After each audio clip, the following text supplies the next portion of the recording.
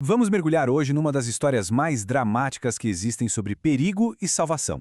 É a narrativa que a gente encontra no livro apócrifo de Esther. E o que quer dizer apócrifo? Basicamente que é um texto que faz parte da Bíblia para algumas tradições, mas para outras não.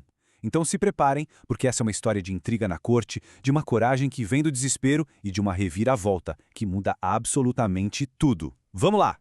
Olha só, a história já começa com um baita mistério, com um sonho. E essa frase, eis que dois grandes dragões saíram prontos para lutar, ela já dá o tom de um conflito gigantesco, quase cósmico.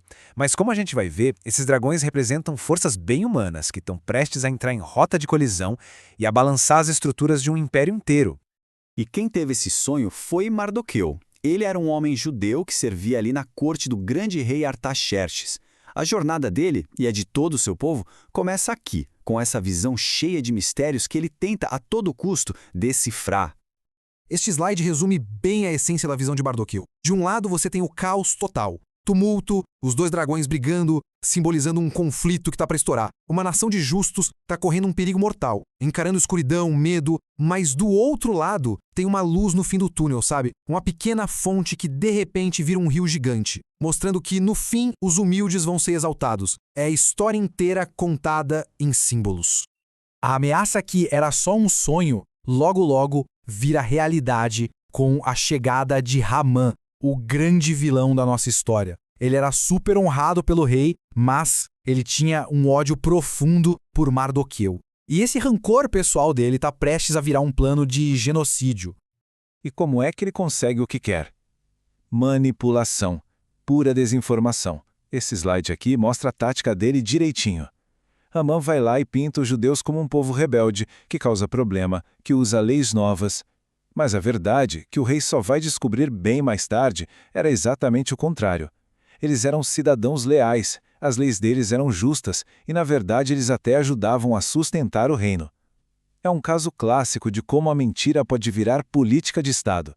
E o resultado dessa manipulação toda do Hamã é este decreto terrível. Não é só uma ordem de batalha, não. É uma sentença de aniquilação completa, com data marcada, 14º dia do mês de Adar. Para o povo judeu do Império, parecia que era de fato o fim da linha.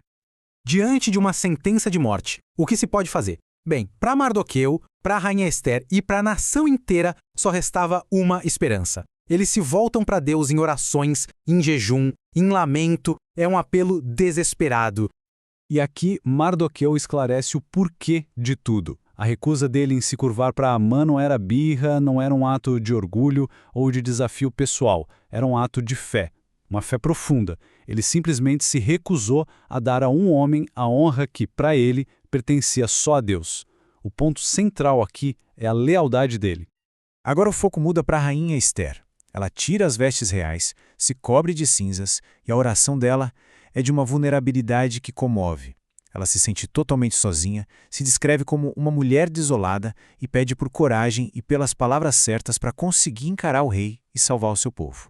E que confronto seria esse? Esther está prestes a arriscar tudo, absolutamente tudo. Pela lei persa da época, chegar perto do rei sem ser chamado não era só um deslize, era um crime capital. Ela estava literalmente no de encontro à sua própria execução.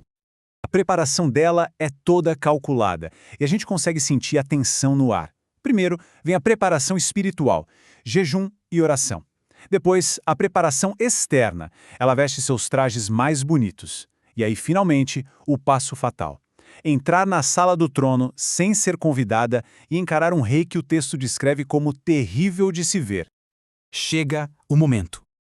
E a reação inicial do rei é exatamente aquela mais temia. Fúria total. Os olhos dele estão ardentes de raiva. O choque e o medo são tão gigantes que Esther desmaia ali na frente dele. Nesse ponto, tudo parece perdido.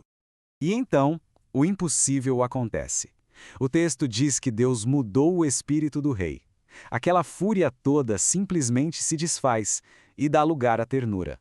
Ele pula do trono, corre para segurar ela nos braços e a conforta, chamando ela de irmã e garantindo que ela não vai morrer. Essa é a milagrosa virada da história.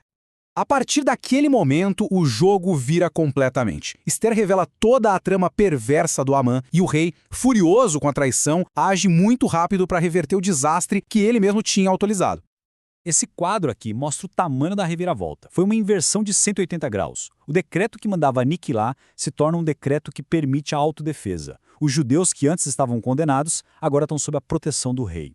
E Amã, que era o segundo no comando, acaba na forca junto com a família toda. Uma inversão completa de destinos. Para justificar uma mudança tão radical, o rei faz uma jogada política genial, diga-se de passagem. Ele reescreve a história. Amã não é mais um conselheiro que errou. Agora ele é um traidor estrangeiro, um macedônio que estava conspirando para entregar o império. Essa manobra tira qualquer culpa do rei e transforma Amã no inimigo de todo mundo. Com a ameaça fora do caminho e os inimigos derrotados, o que acontece não é só sobrevivência, é um triunfo daqueles.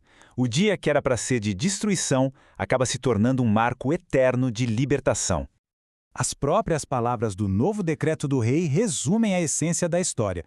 E o mais interessante é que é o próprio rei, um rei pagão, que atribui essa virada a uma força maior. Ele afirma que uma intervenção divina transformou o desespero em alegria. É o reconhecimento oficial de que algo extraordinário tinha acontecido ali.